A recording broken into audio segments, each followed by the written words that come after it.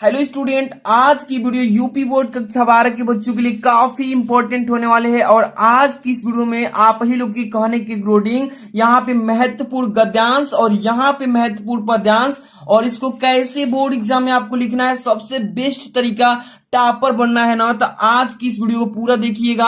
और आज की इस वीडियो में देखिए, सबसे पहले मैं बात बता दूं, जितने भी बच्चे बोर्ड एग्जाम 2023 में तैयारी कर रहे हैं और पेपर देने वाले हैं, तो यहाँ पे आपको इंग्लिश की और हिंदी की और फिजिक्स की बेस्ट तैयारी कराया जाएगा। तो वीडियो को लाइक कर दीजिए, चैनल पर नए तो सब्सक्राइब तुरंत कर लीजिए। और चलिए, सबसे पहले मैं आपको छोटा सा मोटिवेशन क्यूटो सुनाता हूं, जो कि आपके जीवन में काफी एनर्जी लाने का कोशिश करेगा। देखिए, मैं बता रहा हूं कि कई जीत बाकी है, कई हार बाकी है, कई जीत बाकी है, कई हार बाकी है, अभी तो जिंदगी का सार बाकी है, यहां से चले हैं नई मंजिल के लिए। ये तो एक पन्ना था बाबू, ये तो एक पन्ना था, अभी तो पूरी किताब बाकी है। तो चलिए स्टार्ट करते हैं वीडियो को थम्स अप करके, और वीडियो को अंत तक देखते रहिए। सबसे पहले नंबर मैं दो यहां पे आपको, एक तो पहले नंबर आपको महत्वपूर्ण गद्यांश, जो कि बोर्ड एग्जाम 2023 या फ्यूचर बोर्ड एग्जाम में 100% आएगा। आपको मैं प्रीवियस ईयर पेपर है ना, अनसाल पेपर है ना, सभी से मैचिंग करके काफी इंपॉर्टेंट गद्यांश और पद्यांश को सेलेक्ट किया हूं। तो आप बिना देरी के शुरू से अंत तक देखते रहिएगा। चलिए, सबसे पहला जो आपका गद्यांश है ना, अब आपको बताएंगे कि बोर्ड एग्जाम में कैसे इसको हल करना है, कैसे लिखेंगे ताकि आपको एक भी नंबर ना कटे, 10 में 10 नंबर मिले इस पर। चलिए, सबसे पहला आपका गद्यांश दिख रहा है ना, क्या लिखा गया है, ध्यान से पढ़िएगा कि जन का प्रवाह, ध्यान से पढ़िएगा, जन का प्रवाह अनंत होता है। कह रहा है कि जन का प्रवाह अनंत होता है, सहस्त्रों वर्षों से भूमि के साथ राष्ट्रीय जन ने तादात्म्य में प्राप्त किया है। जब तक सूर्य की रश्मियां नित्य प्रातः काल, यहां पे देखिए प्रातः रहेगा, प्रायः लिख दिया, सॉरी, प्रातः काल भुवन को अमृत से भर देती हैं, तब तक राष्ट्रीय जन का जीवन भी अमर है। ठीक है, इतिहास की अनेक उतार चढ़ाव पर करने के बाद भी राष्ट्रीय निवासी जन नई उठती लहरों से आगे, अब देखिए, आगे बढ़ने के लिए अजर अमर है। जन का संततवाही जीवन नदी के प्रवाह की तरह है, जिसमें कर्म और श्रम के द्वारा उत्थान के अनेकों घातों का निर्माण करना होता है। जैसे ही आपने इस गद्यांश को पढ़ा है, आपको तो मालूम चल गया होगा कि किस चैप्टर से ये गद्यांश लिया गया है और कौन है इस चैप्टर के राइटर। आपको सबसे पहले गद्यांश पहचान में आना चाहिए कि कौन से पार्ट से हैं, तभी आप आराम से पेपर में कर पाएंगे। तो मैं ट्रिक भी बताऊंगा कि कैसे आप पहचान सकते हैं। ठीक है, आपने गद्यांश पढ़ा ना, तो सबसे पहले आपको मालूम हो गया कि राष्ट्र का जो स्वरूप आपका चैप्टर है, उसके writer doctor Vasudev sir Agrawal ji, उन्हीं ने उस चैप्टर को लिखा है और उसी चैप्टर से इस गद्यांश को उठाया है, और ऐसा ही पेपर में सेम आएगा। ठीक है, और इसमें कितने क्वेश्चन पूछेगा देख लीजिए, 5 क्वेश्चन पूछेगा और 2-2 नंबर के प्रत्येक प्रश्न रहेंगे, यानी कि 10 नंबर। कितना इंपॉर्टेंट है आप समझ रहे हैं ना। तो देखिए, सबसे पहला क्वेश्चन पूछेगा कि उपयुक्त, उपर्युक्त मतलब कि ऊपर जो दिया है उसी को बोलते हैं उपर्युक्त। उपर्युक्त गद्यांश के पाठ और लेखक का नाम लिखिए। ठीक है, तो मैं इसको 2 तरीके से बताऊंगा कि पाठ का नाम और लेखक का नाम दोनों को कैसे लिख सकते हैं, 2 तरीके से। ठीक है, इसके बाद रेखांकित अंश की व्याख्या। बहुत सारे बच्चों को समझ में नहीं आता कि रेखांकित अंश का मतलब क्या है। तो देखिए, ये जो अंडरलाइन किया है ना रेड पेन से, यहां तक, यहां से लेकर यहां तक, इसका पूरा वाक्य का मतलब क्या है, इसका सही अर्थ क्या है, वही पूछा है। ठीक है ना। इसके बाद जन का प्रवाह से तात्पर्य बताइए। जन का प्रवाह का मतलब क्या होता है, तात्पर्य का मतलब। और 4 नंबर, राष्ट्रीय जन ने किसके द्वारा, किसके साथ तादात्म्य में प्राप्त किया, ये बताइए। और राष्ट्रीय जन का जीवन भी कब तक अमर है। चलिए, एक एक क्वेश्चन को सबसे बेस्ट तरीका से मैं बताता हूं। गद्यांश कैसे हल करते हैं, 1 नंबर, ध्यान से देखिएगा, अच्छे से एक एक चीज हम सिखाएंगे और अच्छे से समझ लेते हैं ना, तो बोर्ड एग्जाम में टॉपर से कोई नहीं रोक सकता है। सबसे पहले गद्यांश आप ये कर रहे हैं ना, तो सीधे सीखिए। ये गद्यांश आप बोर्ड एग्जाम में करिएगा तो संकेत जरूर डालिएगा। संकेत डालने का मतलब क्या है, जो एग्जामिनर है आपका कॉपी चेक करता है ना, वो समझ जाता है। दो गद्यांश आता है, एक अथवा में एक मेन में। तो कोई भी जब करेंगे आप किसी एक को, तो उसका संकेत डाल देंगे। शुरू में 2-3 वर्ड उठा के, बीच में डॉट डॉट करके, और लास्ट में से 2-3 वर्ड, ताकि एग्जामिनर समझ जाए कि बच्चा जो है कौन सा गद्यांश क्या है, उसको ढूंढने में दिक्कत ना हो और आसानी से आपका कॉपी चेक करे, अच्छा नंबर दे। तो संकेत डाल देंगे ऐसे। संकेत में जैसे कि जन का प्रवाह लिखे है ना, जन का प्रवाह लिखे है ना, अच्छे से देखिए। शुरू में जन का प्रवाह लिखकर डॉट डॉट बीच में कर दिया हूं, लास्ट में से यहां से निर्माण करना होता है। जैसे देखिए यहां से लिखा हूं घातों का निर्माण करना होता है, तो वही डॉट डॉट बीच में करके अघातों का निर्माण करना होता है। इस तरीके से लिख देंगे। आपको समझ में आ रहा है ना। अब देखिए दो तरीका से इस पहला प्रश्न का उत्तर देंगे। उपर्युक्त गद्यांश की पाठ और लेखक का नाम, ठीक है। पहला देखिए, ध्यान समझिएगा।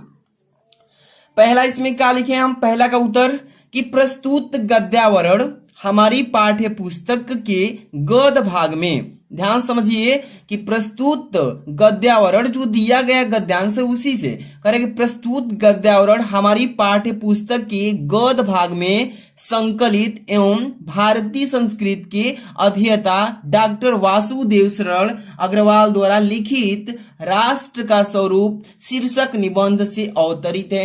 अब देखिए गद्यांश का जो ये आप लिखे है ना, इसको इस तरीके से पहला का उत्तर दे सकते हैं, ठीक है। इसमें जो मेन चीज है ना, ब्लैक पेन से आपको लिखना है। देखिए जैसे गद्य भाग में ब्लैक पेन से। अब देखिए इसके बाद इसके राइटर कौन है, वासुदेव शरण अग्रवाल जी हैं। इसको कौन से पार्ट से लिया गया है, राष्ट्र का स्वरूप। इसको ब्लैक पेन से आप लिखिएगा, ठीक है। इसी तरीके से लिखेंगे, एक भी नंबर नहीं कटेगा। और दूसरा नंबर देखिए, इसका उत्तर इस तरीके से भी दे सकते हैं, जैसे कि यहां पे मैं बता रहा हूं। अथवा में ऐसे भी लिख सकते हैं, पाठ का नाम तो राष्ट्र का स्वरूप हो जाएगा, उसी पाठ से लिया गया है। लेखक का नाम डॉक्टर वासुदेव शरण अग्रवाल। तो जो भी आपको आए ना, ये लिख सकते हैं या ये। तो आप कहेंगे तो मैं तो यही लिखूंगा, क्योंकि 2 लाइन में हो जाएगा शॉर्टकट में। तो जो आपको आए ना वो लिख सकते हैं, 2 नंबर इस पर फिक्स है, ठीक है। इसके बाद अगला क्वेश्चन इसमें क्या पूछा था, देखिए रेखांकित अंश की व्याख्या। चलिए पढ़ लेते हैं, तो अभी तो समझ में आएगा। जब तक सूर्य की रश्मियां नित्य प्रातः काल भुवन को अमृत से भर देती हैं, तब तक राष्ट्रीय जन का जीवन भी अमर है। इसका मतलब अंडरलाइन का भाव क्या है, सही सही अर्थ, इसी को बताना है। तो हेडिंग लगाएंगे दूसरा नंबर। ध्यान से देखिए, एक एक चीज इंपॉर्टेंट है। दूसरा नंबर रेखांकित अंश की व्याख्या, ऐसे हेडिंग डाल लेंगे, ठीक है। आपको हेडिंग डालकर ही लिखना है पेपर में। 2 नंबर ऐसे डालेंगे, रेखांकित अंश की व्याख्या ऐसे डालेंगे, ठीक है। अब देखिए लेखक कहता है, लेखक जो है वही ना इसको लिखा है, वही अपने भाव में बताना चाहता है कि लेखक कहता है कि जब तक धरती पर सूर्य की रश्मियां मतलब होता है किरणें, सूर्य की रश्मियां यानी कि सूर्य की किरणें। लेखक कहता है कि जब तक धरती पर सूर्य की रश्मियां प्रतिदिन धरती को अपने अमृत रस से जीवन प्रदान करती रहेगी, तभी तक किसी राष्ट्र और वहां के जन का अस्तित्व भी बना रहेगा, ठीक है, ये कह रहा है। इसके बाद जब तक राष्ट्र की प्रगति के फलस्वरूप उसका अस्तित्व रहेगा, तभी तक राष्ट्रीय जन का भी जीवन भी बना रहेगा। तो लेखक का यही कहना है, और जो अंडरलाइन किया था उसका अर्थ यही कहता है, ठीक है। अगला क्वेश्चन देखेंगे, और ऐसे ही लिखेंगे ना तो एक भी नंबर नहीं कटेगा, आपका टोटल का टोटल फिक्स नंबर मिलेगा। अगला क्वेश्चन इसमें 3 नंबर कह क्या, इसमें पढ़िएगा ध्यान से कि जन का प्रवाह से तात्पर्य, यानी कि जन का प्रवाह का मतलब क्या होता है, ये बताइए। चलिए ध्यान से देखिएगा, एक एक क्वेश्चन आप सबके लिए मैं तैयार किया हूं, इतने हार्ड वर्क के साथ एंड स्मार्ट वर्क के साथ। आप लोग के लिए थम्स अप तो बनता है, यानी कि लाइक कर दीजिएगा, और इसका पीडीएफ तो मैं प्रोवाइड करूंगा ही, लास्ट में बताऊंगा कैसे आप आसानी से लेंगे इसको। जन का प्रवाह का अर्थ क्या होता है, तो यहाँ पे जन का प्रवाह लिख लीजिए। जन का प्रवाह का तात्पर्य यह है कि जन का प्रवाह अनंतहीन यानी अंतहीन होता है, मतलब ये कभी समाप्त ही नहीं, अंतहीन है। अब देखिए, अब प्रत्येक राष्ट्र में निरंतर अनेक प्रकार के परिवर्तन आते रहते हैं, ठीक है। जैसे कि हमारा भारतीय राष्ट्र है, तो इसमें अनेक प्रकार के परिवर्तन आते रहते हैं। इसके उपरांत भी राष्ट्र के निवासियों की श्रृंखला निरंतर अबाध गति से चलती रहती है। तो ये प्रश्न का इसमें हो जाएगा सही जवाब। इसी तरीके से आपको भी लिखना है। अगला क्वेश्चन आपका है 4 नंबर, कह रहा है इसमें कि राष्ट्रीय जन ने किसके साथ तादात्म्य में प्राप्त किया है। ठीक है, चलिए यहाँ पे देखिए 4 नंबर क्वेश्चन का आंसर कि राष्ट्रीय, यहाँ पे 4 नंबर लिखेंगे ना, क्या लिखेंगे कि राष्ट्रीय जन ने हजारों वर्षों से भूमि को अपनी माता के समान मानकर उसके साथ अपना तादात्म्य बनाए रखा है। ठीक है, यानी कि राष्ट्रीय जन जो है हमारा, राष्ट्र के जो लोग हैं, राष्ट्रीय जन से ने हजारों वर्षों से भूमि को अपनी माता मानते हैं, पूजते हैं, माता के समान मानकर उसके साथ अपना तादात्म्य बनाए रखे हैं, मतलब उनके पूजा पाठ करते हैं और उनके साथ माता का व्यवहार प्रकट करते हैं। ये क्वेश्चन कह रहा है। अगला प्रश्न 5 नंबर, राष्ट्रीय जन का जीवन भी कब तक अमर है। बताइए कि राष्ट्रीय जन जो है इसका जीवन का कब तक अमर बना रहे, कब तक जीवित रहेगा। चलिए प्रश्न का सही जवाब यहाँ पे 5 नंबर का लिखा है कि राष्ट्रीय जन का जीवन भी तब तक अमर है।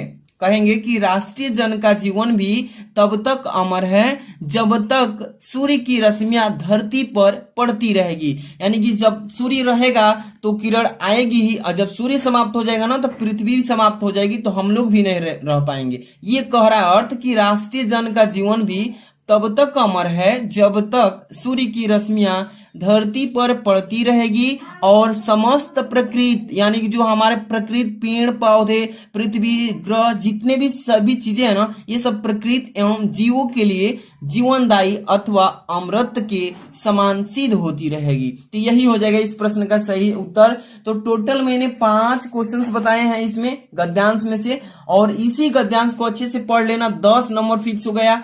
अब हम चलते हैं अगला आपको क्वेश्चन पे लेकर के, ये रहा आपका पद्यांश। ठीक है ना, पद्यांश पर लेकर आ चुके हैं, और पद्यांश कैसे लिखना है एक एक चीज हम सिखाते हैं ताकि आपको कोई भी दिक्कत ना रहे। अगर अच्छे से वीडियो प्रोवाइड देखते हैं तो एक भी क्वेश्चन आपका नहीं छूटेगा बोर्ड एग्जाम में, इंग्लिश का हो या हिंदी का हो या फिजिक्स का हो या बायोलॉजी का भी। ठीक है, चलिए महत्वपूर्ण पद्यांश हम बताने जा रहे हैं जो कि 10 नंबर पक्का होगा। चलिए ये क्वेश्चन जो है काफी बार पूछा गया है। कह रहा है पद्यांश कि कौन हो तुम वसंत के दूत, ध्यान से पढ़िएगा, कौन हो तुम वसंत के दूत, बिरस पतझड़ में अति सुकुमार, धन तिमिर में चपला की रेख, तपन में शीतन मंद बयार। ठीक है, अब देखिए, लगा कहने आगंतुक व्यक्ति, मिटावा उत्कंठा सविशेष। आगे देखिएगा, दे रहा हो कोकिल सानंद, सुमन को जो मधुमेह संदेश। जैसे ही आपने इस क्या है कि पद्यांश को पढ़ा है, आपको तो मालूम चल गया कि क्या मतलब कि कौन से चैप्टर से इस पद्यांश को लिया गया है और कौन से इस चैप्टर को लिखे हैं कौन लेखक, तो ये आपको जानकारी होना चाहिए। ठीक है ना, आप सबको मालूम है। ठीक है, कि श्रद्धा मनु जो चैप्टर है आपका, कौन सा, श्रद्धा मनु जो चैप्टर है उसके राइटर लेखक जयशंकर प्रसाद जी हैं। कौन है, श्रद्धा मनु के लेखक कौन है, जयशंकर प्रसाद। अब चलिए इसमें क्वेश्चन पूछा है सेम ऐसे ही गद्यांश के जैसे ही पूछा है। ठीक है, कि उपयुक्त पद्यांश के शीर्षक और कवि का नाम, रेखांकित अंश की व्याख्या, जो अंडरलाइन किया उसका मतलब, आगंतुक व्यक्ति से कितनी और संकेत किया जा गया है, ये पूछा है। पेपर में ऐसे ही आएगा और यही 100% बाबू आएगा।